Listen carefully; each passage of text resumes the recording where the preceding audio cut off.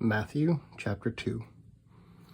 Now, after Jesus was born in Bethlehem of Judea in the days of Herod the king, behold, wise men from the east came to Jerusalem, saying, Where is he who has been born King of the Jews? For we saw his star when it rose, and have come to worship him. When Herod the king heard this, he was troubled, and all Jerusalem with him. And assembling all the chief priests and scribes of the people, he inquired of them where the Christ was to be born. They told him, In Bethlehem of Judea, for so it is written by the prophet. And you, O Bethlehem, in the land of Judah, are by no means least among the rulers of Judah. For from you shall come a ruler who will shepherd my people Israel. Then Herod summoned the wise men secretly, and ascertained from them what time the star had appeared.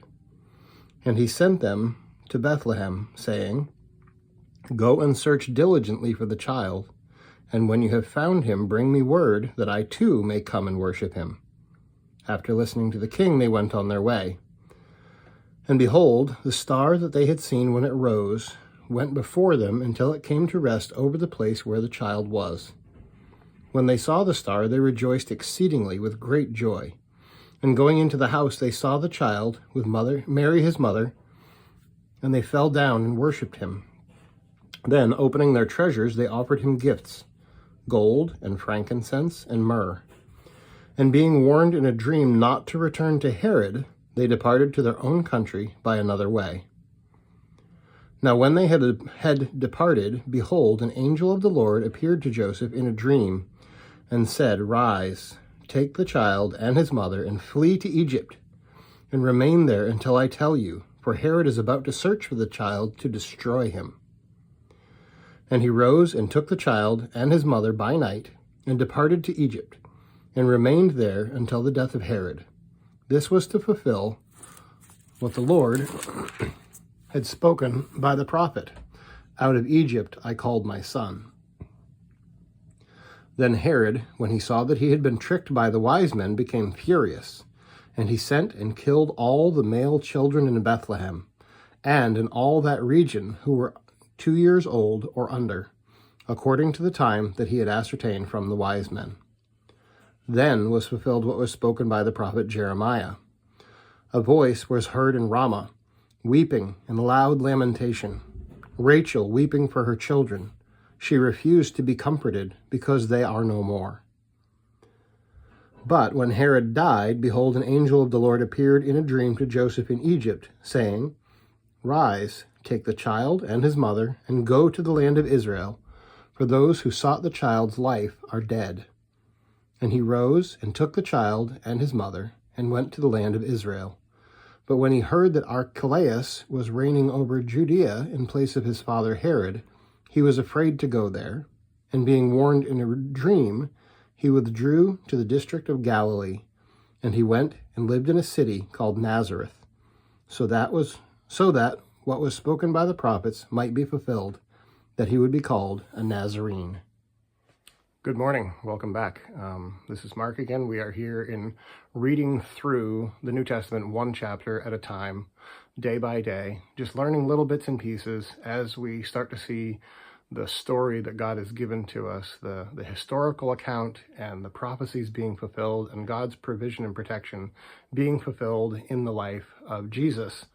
And even here, when you saw that because the Magi or the wise men came inquiring of the one who was born King of the Jews, that the King of the Jews sent out a decree to kill all babies under a certain age because he was after that one child.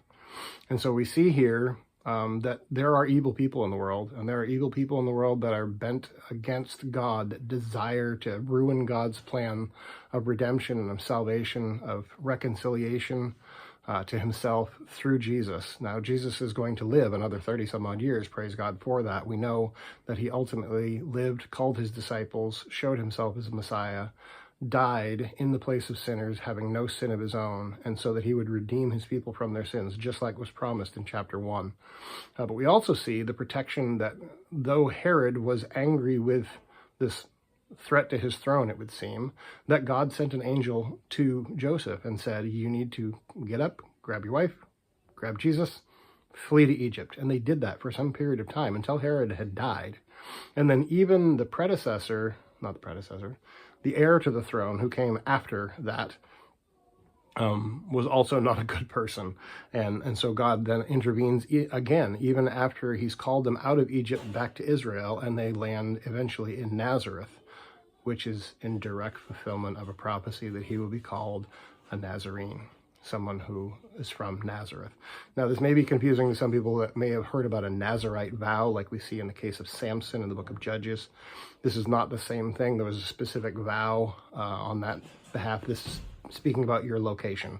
I'm from America. I'm an American.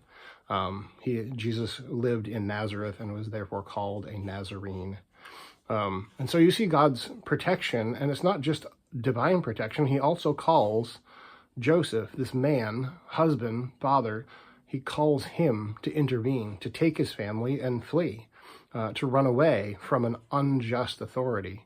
And there are other times that you see in life that we need to obey the governing authorities, and that is primarily our cause. But when they're out literally to kill our children, then we need to disobey them. And I'm sure there's application in that I won't dig into today.